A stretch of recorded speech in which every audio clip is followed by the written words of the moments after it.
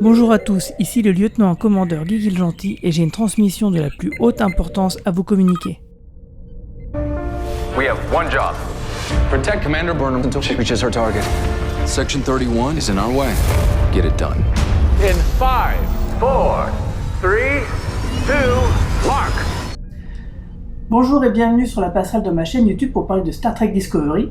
Ce soir, ça devait être Yves Raduca du site Unification qui devait nous accompagner, mais malheureusement, il a eu un gros problème. Donc, pour parler du final avec nous, je reçois à nouveau Romain Brami. J'allais dire Romain Nigita. Non, c'est Romain Brami. C'est... Pas se tromper de Romain. C'est les mêmes quasiment. Pardon ? On est les mêmes quasiment, on est interchangeables totalement. J'en profite pour dire salut à Yves que j'aime beaucoup. On avait fait une conférence ensemble à Comic-Con. J'en garde un excellent souvenir, donc Yves, si tu nous regardes, ciao. Ouais, donc c'était pas prévu à la base de faire une vidéo bilan entièrement dédiée à la saison 2 dans sa globalité. Donc si Yves est disponible dans les jours ou les semaines qui viennent, ne soyez pas trop pressés. Peut-être on fera donc une vidéo qui sera un bilan complet et avec peut-être des réflexions sur la saison 3. Donc j'espère que ça sera possible. Donc si ça vous intéresse, tenez-vous au courant de la chaîne et vous verrez bien si la vidéo on arrive à la faire. Donc on va parler ce soir du final de la saison 2 de Star Trek Discovery.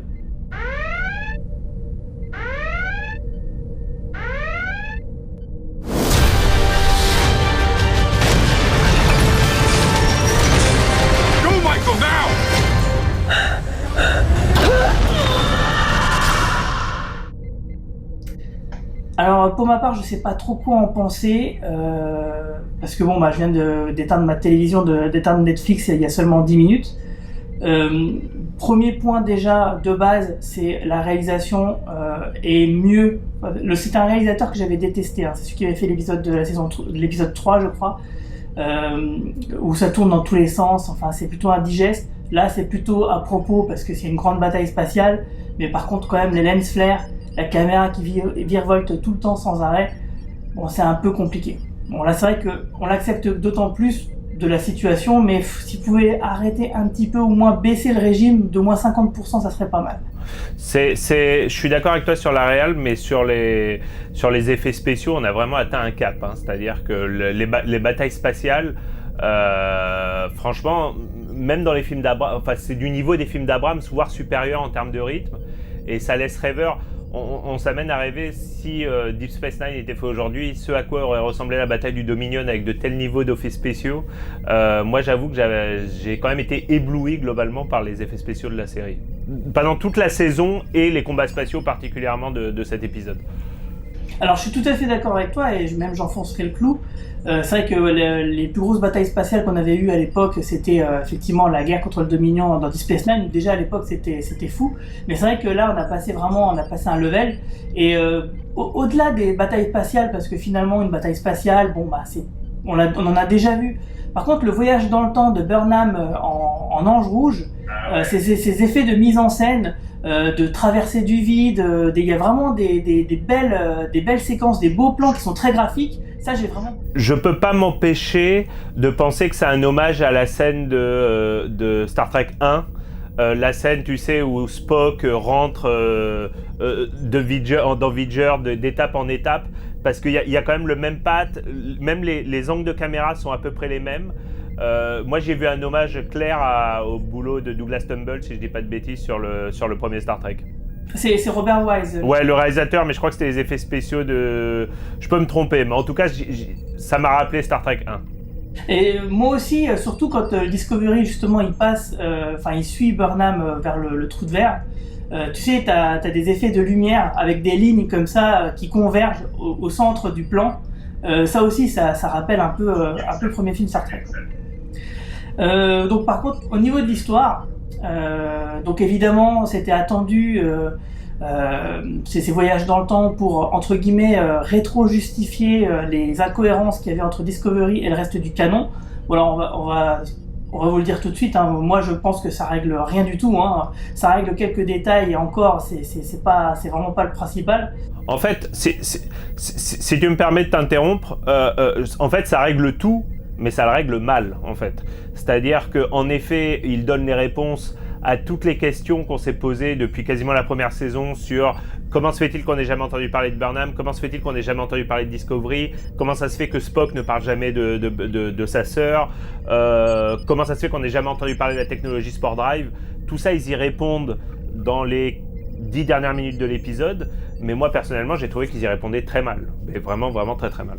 Bah ça je suis complètement d'accord avec toi, mais avant ça, en amont je voudrais qu'on s'arrête un peu sur Control, sur le cas de Control, parce que moi le plan finalement d'envoyer le Discovery avec les données de la sphère dans le futur, je le comprends pas en fait, parce que Control c'est quand même déjà, le truc est déjà très balèze et déjà très très néfaste à l'époque où il se trouve. Qui te dit que dans 930 ans, Control ne sera pas toujours là et sera prête à accueillir la sphère dont elle n'a pas vraiment besoin pour être consciente et néfaste. D'ailleurs, on ne comprend pas trop finalement quelle est la plus-value pour Control d'avoir accès aux données. Alors ma théorie là-dessus, c'est que ça lui servira à rien, quand bien même elle le récupérait dans le futur, puisque ce qui rendrait l'importance de la sphère pour Control, c'est qu'en fait, les infos viennent du futur, et donc ça lui permettrait de savoir tout ce qui va se passer, d'avoir une connaissance infinie. Donc si tu veux, en récupérant ces infos elle-même dans le futur, vu qu'on est déjà dans le futur, avoir les infos sur ce qui va se passer ne servira à rien, en fait. C'est un peu comme dans Retour vers le futur, récupérer l'almanach des sports dans le futur contre le récupérer dans le présent, si tu veux. J'ai pas bien compris en fait ce que tu dis. Les données de la sphère viennent du futur ?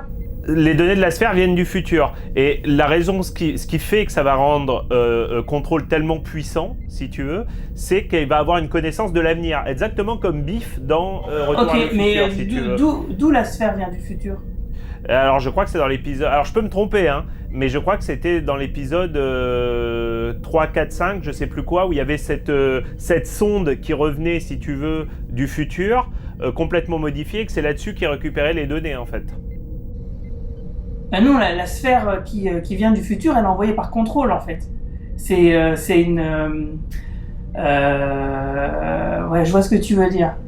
Moi j'ai compris ça. Pour moi, parce qu'il me semble en plus qu'ils disent que la sonde en fait c'est Pike et Tyler qui ils sont confrontés à cette sonde qui est envoyée par Discovery.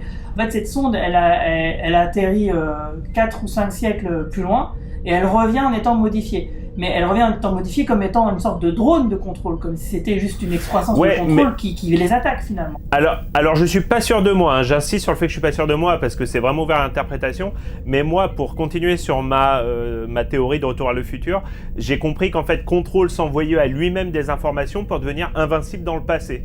De la même façon que Biff s'envoie l'almanach des sports dans le passé pour être invincible dans le passé, si tu veux. Alors c'est ce que justement, c'est une des questions que je me posais il y a quelques vidéos déjà, parce qu'on comprenait pas, je crois que c'était avec Charles Albert, on comprenait pas bien finalement la nature de Control et son agenda en fait. Et on aurait bien aimé comprendre la ligne temporelle parce que c'est brouillon. Pour nous, on avait l'impression que Control était déjà balèze et qu'elle s'assurait juste que le passé se déroule comme il devait se passer pour qu'elle émerge comme elle doit émerger. Donc elle se préservait simplement.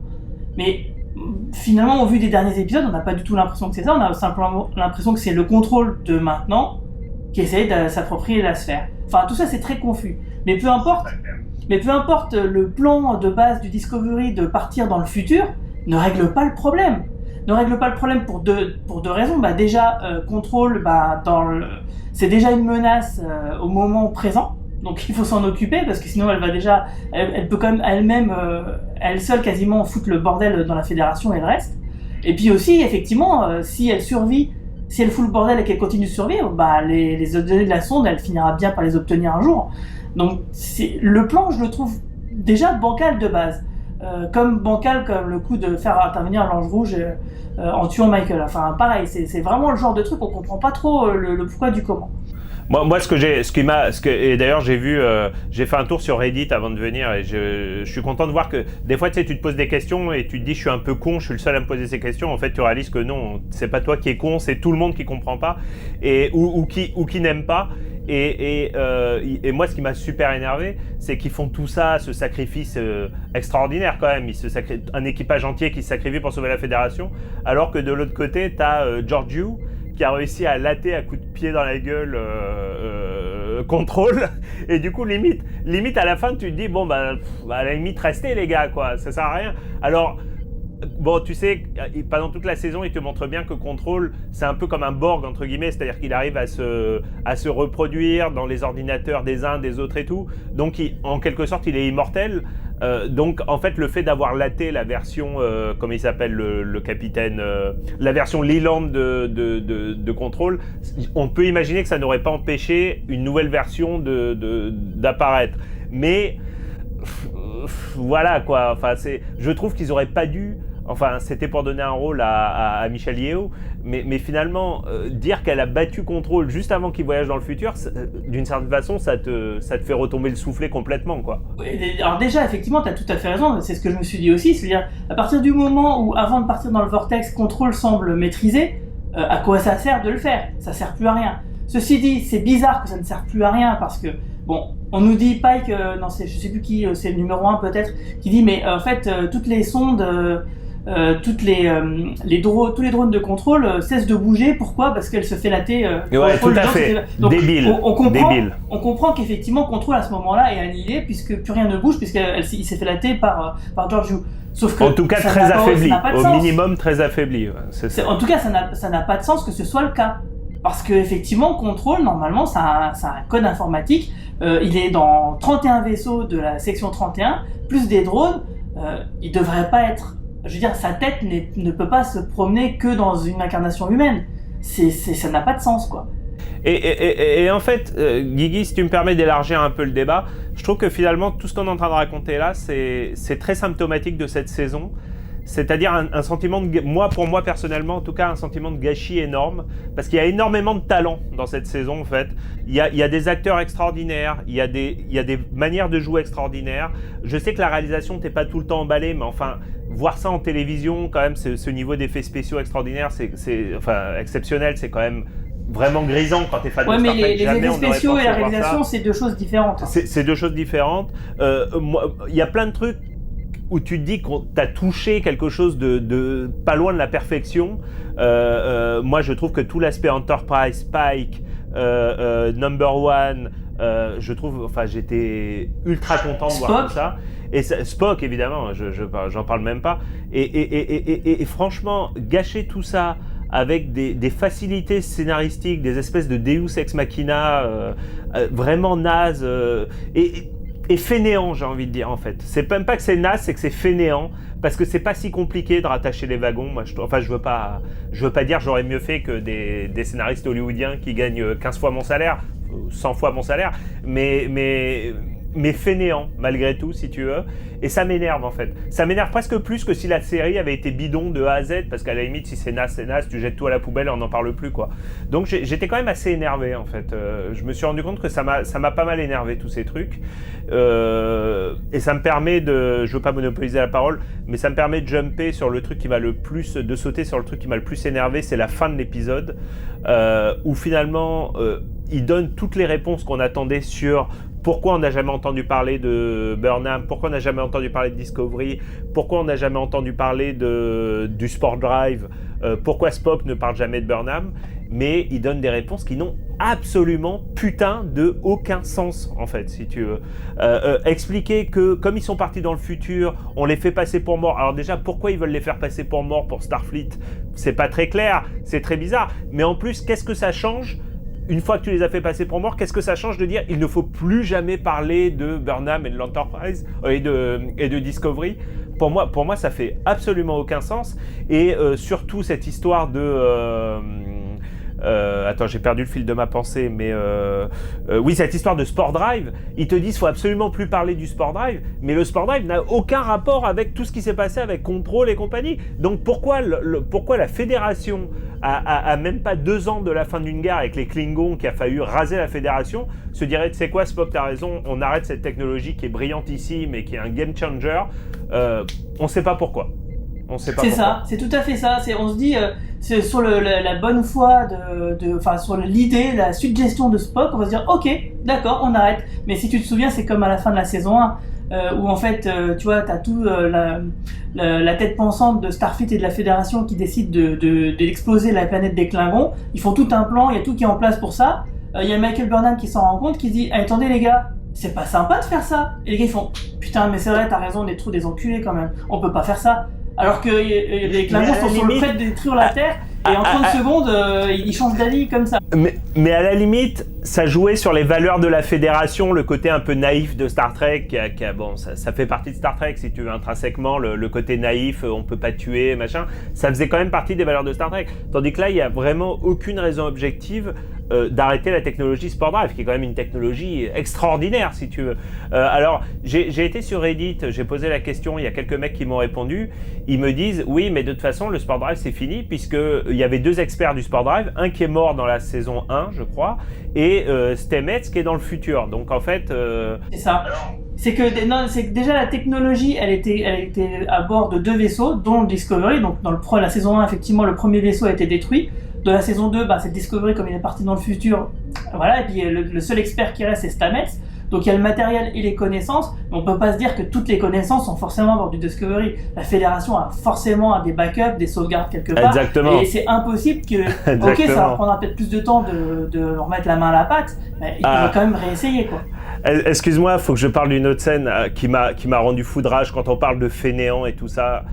Et surtout que, attends, ils étaient 3, ils ont été 3 à écrire l'épisode, hein, quand même. Ouais, et la scène, je pense que ça t'a marqué aussi, la scène de l'explosion de la tornade, de la torpille dans l'Enterprise, où elle t'explique qu'il faut qu'elle se suicide parce qu'il y a la petite poignée qu'il faut qu'elle soit tirée de l'intérieur, et que lui, en fermant la porte, il est totalement protégé d'une photon torpedos qui lui explose à 2 mètres de lui. Cette scène est ridicule. C'est indigne, cette scène. Vraiment, c'est indigne. La bombe, elle fait sauter quasiment un tiers de la secoupe de l'Enterprise. Lui, il est derrière une porte. Il tremble même pas, il cligne des yeux comme ça, il fait « Ah non, une torpille qui explose à 3 mètres. » Elle meurt. À un moment donné, t'as une scène qui est bien cool d'ailleurs, où tu sais, t'as des petits robots qui vont réparer l'Enterprise, on dirait des petits R2D2 comme ça, et tu te dis, et ces petits robots, ils pouvaient pas rentrer et tu sais, actionner la poignée, tu vois, de l'intérieur, mais c'est ridicule cette scène. C'est-à-dire... Je me demande pourquoi, dans le design du vaisseau, à ce moment-là, tu peux le fermer que d'un terre. Pourquoi une blase d'or, une porte anti-incendie en quelque sorte? Non, tu fais des deux côtés, quoi. Ouais, non mais tout est absurde. Et il y a un mec sur Reddit qui disait ça serait peut-être bien de faire tout le vaisseau de la même matière que cette porte, en fait, vu qu'apparemment cette porte, elle peut résister à une torpille qui explose à 3 cm de toi. Non mais cette scène, tu vois, quand on parle de fainéantise, ça c'est pas de l'incompétence, c'est vraiment de la fainéantise en fait, si tu veux. Je suis complètement d'accord avec toi, hein, parce qu'effectivement, tu te demandes, mais tu sais, tu disais tout à l'heure, oui, est-ce que c'est moi qui je suis seul à pas comprendre, ou qu'est-ce qui se passe? Non, mais on est plusieurs à pas comprendre.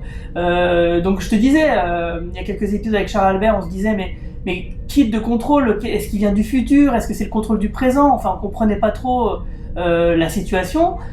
Pareil, la semaine dernière avec Manu, on se disait, mais attendez, le Discovery, ils ont prévu d'expédier à la suite de Burnham dans le trou de verre en pilotage automatique. Puis tout d'un coup, t'as l'équipage qui décide de se sacrifier, de partir dans le futur avec elle. Sauf que c'était pas très clair en fait. Tu vois, Manu par exemple, il imaginait, mais en fait non, ils vont partir dans des pods de secours, quoi. Ils vont pas partir avec elle, ils vont rester jusqu'à la dernière minute autant que ce soit possible. Tu vois, ça c'était pas clair. Parce que c'était pas clair. Pourquoi? Parce que t'avais Michael, elle découvre l'équipage qui reste là, qui dit oui, on va venir avec toi, machin, mais on comprend pas, le plan a changé, mais on comprend pas comment. Donc en fait, à chaque fois, ils te perdent du temps d'antenne en trucs de soap opéra, en larmes qui coulent, etc. Mais les trucs vraiment clairs, pour te poser le contexte, te poser les enjeux, c'est jamais clair.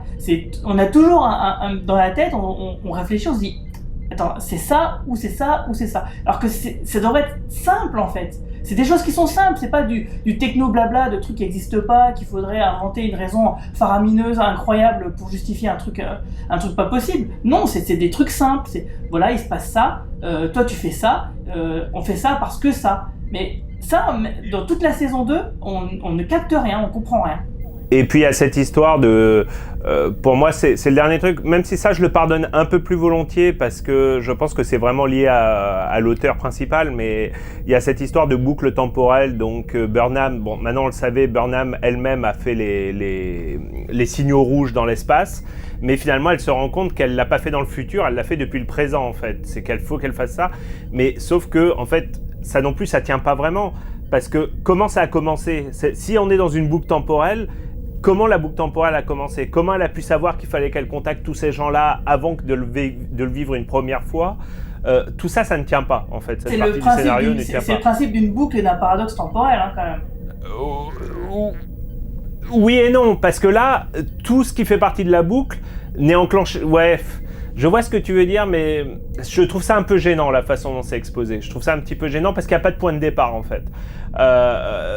Justement, dans les boucles temporelles, il n'y a pas de point de départ. C'est justement tout le paradoxe. Et c'est en ça que c'est intéressant. Sauf que dans la saison 2 de Discovery, le problème, c'est qu'on n'a pas vraiment eu l'impression qu'il y avait une boucle. On a l'impression qu'il y avait plusieurs futurs possibles et que le futur se changeait au fur et à mesure. Parce que, en fait... et ça, j'ai expliqué dans une vidéo précédente, tu as deux manières principales de traiter les voyages dans le temps. Soit tu as la boucle temporelle, qui fait qu'en fait, le voyage temporel fait déjà partie de la timeline normale. Je veux dire, c'est un élément concret qui en fait partie, quoi. Je veux dire, donc du coup, c'est une boucle, comme l'armée des 12 singes, par exemple. Ou tu as la possibilité de changer le temps, ou Terminator, ou tu as la possibilité de changer le temps. Comme Retour vers le futur, par exemple. Mais sauf que dans Discovery, on a l'impression qu'on a les deux, ce qui est un peu antinomique, quoi. Je veux dire, c'est soit tu choisis un paradigme, soit t'en choisis un autre, mais les deux peuvent pas trop fonctionner ensemble, ou en tout cas pas sans rien expliquer, parce que là ils expliquent rien finalement. Ils te parlent d'un truc pendant un épisode, et puis les épisodes d'après ils se contredisent, mais ils survolent le sujet, et puis t'as aucun personnage qui se dit ah non mais attendez. Ça, on n'avait pas dit que ça marchait comme ça plutôt la dernière fois ? Non, on s'en fout. On se pose jamais les bonnes questions. Donc ça, oui, c'est vraiment très dommageable. Et puis effectivement, c'est de la paresse des auteurs. Tout à l'heure, tu disais, oui, oh là là, je peux pas me comparer à des scénaristes, etc. Sur le site de Ultime Frontière, il y en a un, il a posté, il fait des jeux de rôle, donc c'est un rôliste. Et donc il a pris le contexte de base de Discovery et puis il a fait ça comme si c'était une partie de jeu de rôle. Et en réfléchissant un tout petit peu, j'imagine 10 minutes, il a fait ça. Ce qu'il avait pondu, c'était quand même beaucoup plus crédible, parce qu'en termes de stratégie de personnages des uns et des autres pour atteindre leurs objectifs, souvent les personnages font des trucs un peu bêtes, quoi.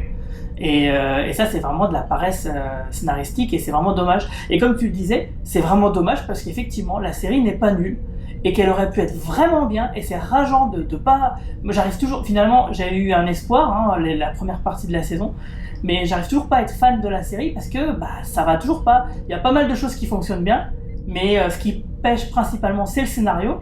Et dans Star Trek, le scénario, c'est primordial en fait. C'est pas Star Wars où on peut se contenter de voir de belles batailles, de belles choses. Star Trek, normalement, on doit réfléchir. Et finalement, quel était le propos, quel est le sous-texte de la saison 2 de Star Trek Discovery ? On n'en sait rien, finalement. C'est quoi ? C'est la destinée ?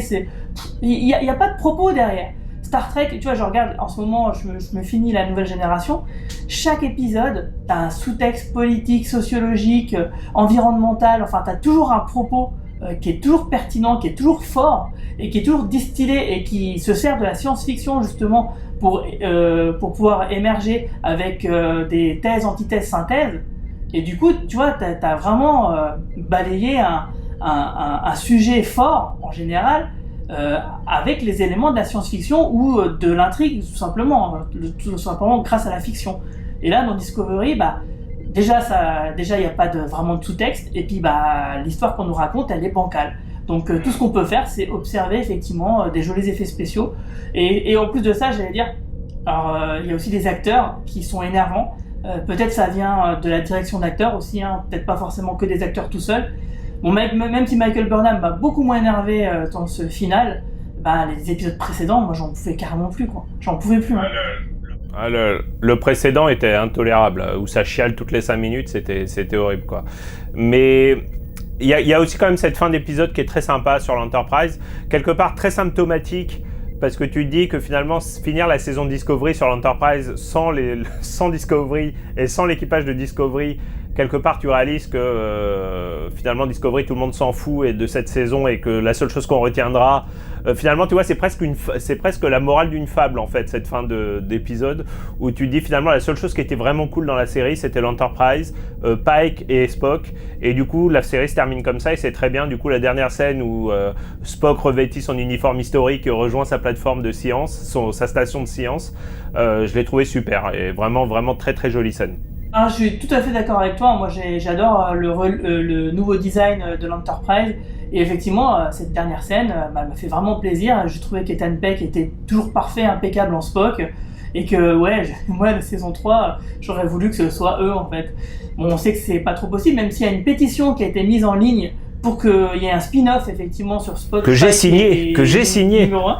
Moi aussi, je l'ai signé, j'avoue, parce que effectivement, c'est relou de toucher à chaque fois au côté historique de Star Trek, mais quitte à le faire, autant le faire franchement, parce que Discovery, ça tournait autour, ça disait le truc ni oui ni non, mais et finalement, c'était bancal. Alors que si tu le fais franchement, avec une série anthologique, bon, on sait très bien que ça n'arrivera pas, c'est pas plus mal. Là, ce qui est je sais pas si ça arrivera pas, parce qu'ils ont des grosses ambitions sur Star Trek. Je pense que tout le monde a été surpris par l'engouement des fans sur Pike. C'était un peu casse-gueule au départ, de refaire venir un Spock, tout ça c'était quand même casse-gueule. On sait bien que les fans aiment pas le recasting. Et finalement voilà, tu sens quand même Anton, comme il s'appelle, l'acteur qui fait Pike, tu sens qu'il s'est amusé, il a posté énormément de choses sur les réseaux sociaux, il a été très présent sur les réseaux sociaux, donc je pense que c'est jouable. Une saison de 12 épisodes, ça me semble pas délirant à ce point, surtout dans le contexte actuel de CBS All Access, de la concurrence, etc. Ça me semble pas délirant.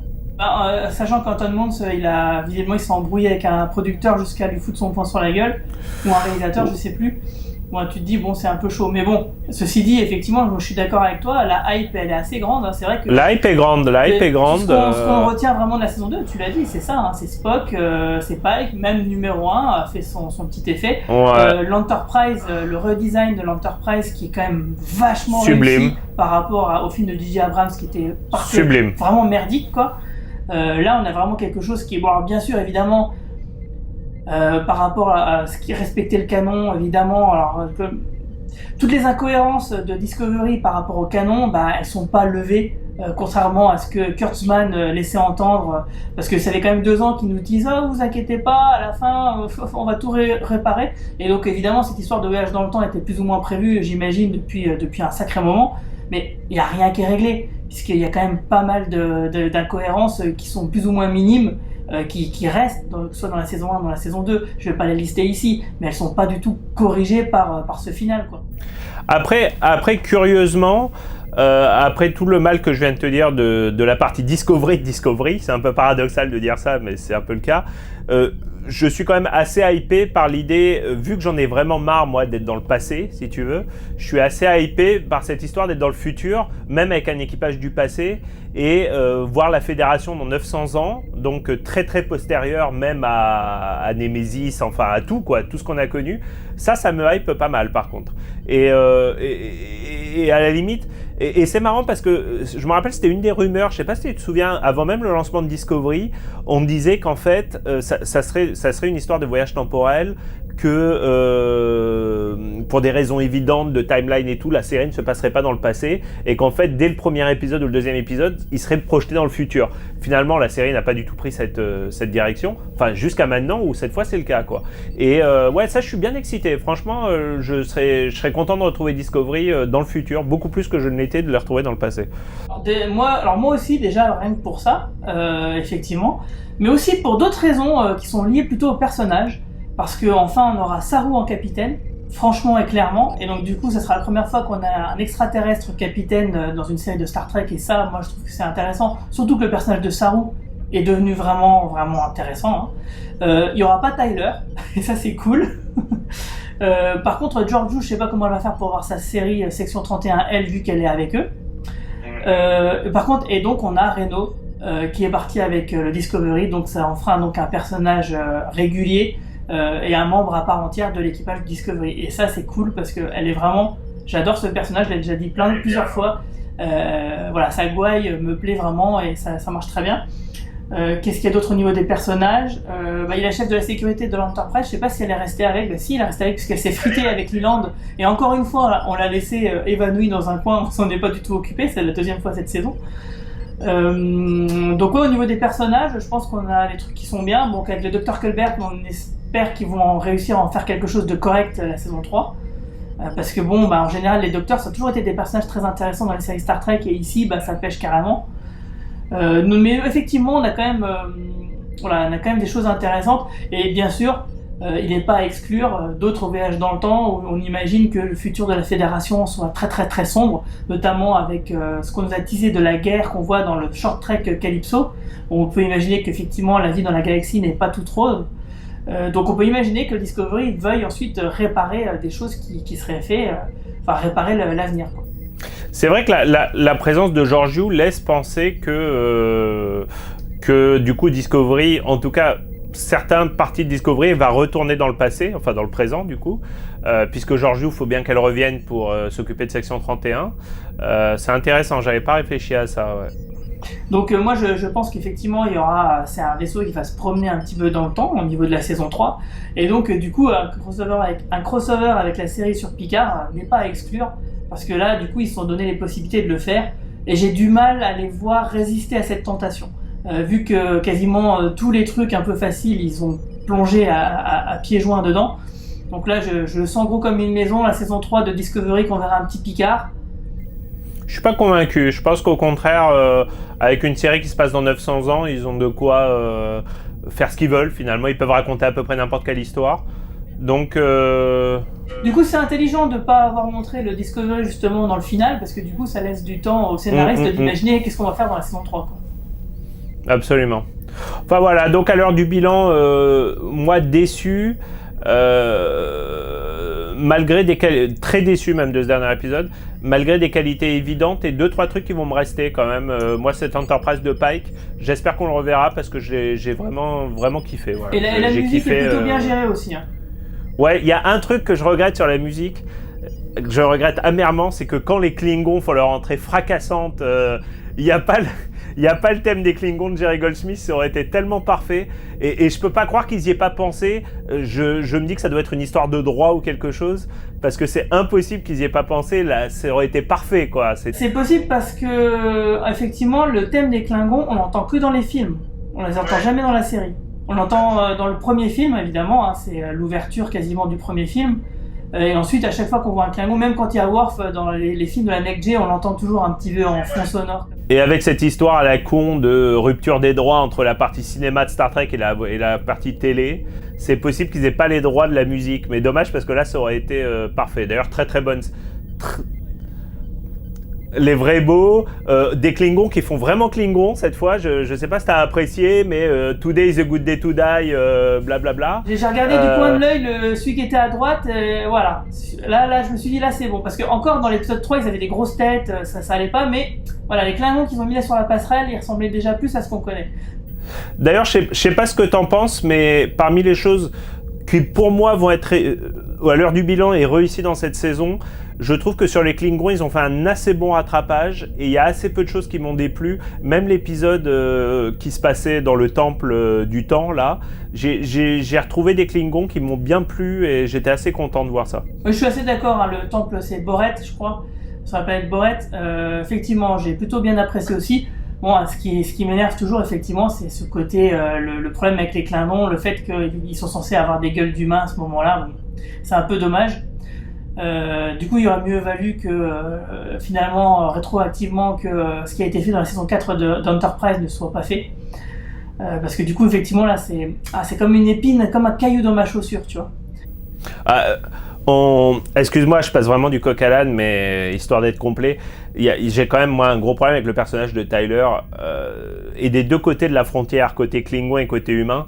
moi ça me semble, mais ça c'est vraiment une remarque de geek, hein, mais ça me semble impossible que des Klingons acceptent d'avoir un humain sur leur passerelle, impossible, et ça me semble encore plus impossible que du côté de la Fédération, ils lui demandent à lui de reprendre le contrôle de leur service secret en sachant qu'il est à moitié, qu'il est même Klingon, quoi. Je trouve ça, t'imagines, c'est comme si les Américains nommaient un ancien membre d'Al-Qaïda, tu vois, un membre d'Al-Qaïda réformé, directeur de la CIA, quoi. Et même pas réformé en fait, puisqu'il est complètement bicéphale en fait, si tu veux.